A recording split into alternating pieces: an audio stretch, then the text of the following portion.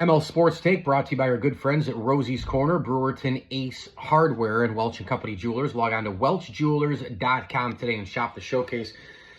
Boy, I'll tell you what, Ohio State 28-14 over Texas. Right now, and in this playoff, they've looked like the best team in the country. They had a week off because they didn't have to play in the Big Ten Championship. And if you go back to the beginning of the year, if you had to pick everybody on their A game, what team's the best? I think a lot of people would probably lean Buckeyes.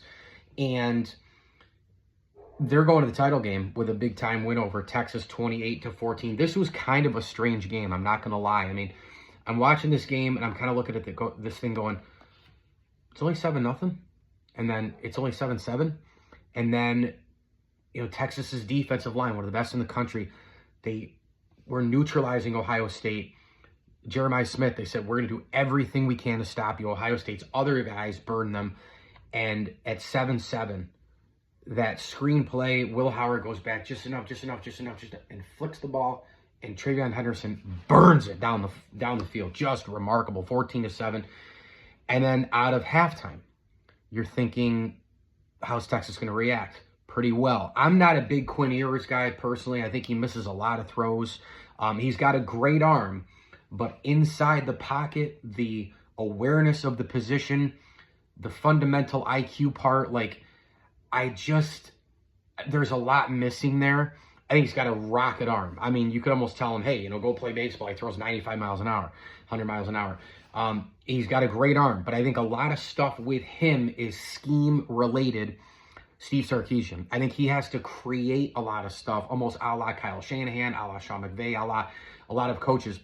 Now, I say Sean McVay, don't get me wrong. Matt Stafford can do a lot on his own, but you get the point. Offensive coaches can do a lot of things for quarterbacks in terms of scheming. Think a little bit of Brian Dable. A lot of those guys, they do it even with the elite quarterbacks, but they can do a lot for guys who can't go unscripted, can't go, just on the platform, right? It's something to kind of pay attention to here. And Quinn Ewers, he can't just go on the platform. You can see he's kind of shaking and wondering where he's going to go, and he doesn't check down 2-3 times. Very, very, very inaccurate in terms of the fundamental stuff over the middle as well. I'm just not a big Quinn Ewers guy. I think Will Howard was a better quarterback last night. I think he's a better quarterback overall. I mean, I honestly think Kyle McCord at Syracuse, who came from Ohio State, is better than both of them. But anyway, 14-14 with a big-time drive answer by Texas. And then Ohio State gets a touchdown, 21-14 in the fourth quarter, and they kind of got the momentum here back. They're in control, and Texas takes it down. And the play calling was atrocious. I mean, I can't believe that you go that wide with a pitch run. I just could not believe my eyes that you do that. And then the third down goes to waste. First down was okay. Between the tackles, you want to try to get 3 feet that way, fine. Then second play, though, you go wide like that with a pitch run. You lose 4 or 5 yards. And then the third down one goes to waste, and it's fourth down. And again, Quinn Ewers, I know it's easy to be on your couch, easy to be watching from wherever at home and go, oh, you didn't see that? How could you not see that recognition? A lot of things are happening quickly and all the rest. But Jack Sawyer comes in, bull rushes, kind of just pops the shoulder up and around, and he sacks his old college roommate. And I'm going, Quinn Ewers, awareness type of thing? Can you, quickly stop and then go this way, pull a little Josh Allen and kind of pirouette yourself around, but little Mahomes, he's probably not quick enough for that as well, Quinn Ewers, but had no pocket awareness whatsoever, knowing that, your O-line dude's probably going to get beat there. The tackle's getting absolutely steamrolled by Sawyer. You didn't step up at all. You just kept going to the left, which created even more of a disaster because you're moving laterally, so you don't have as much speed.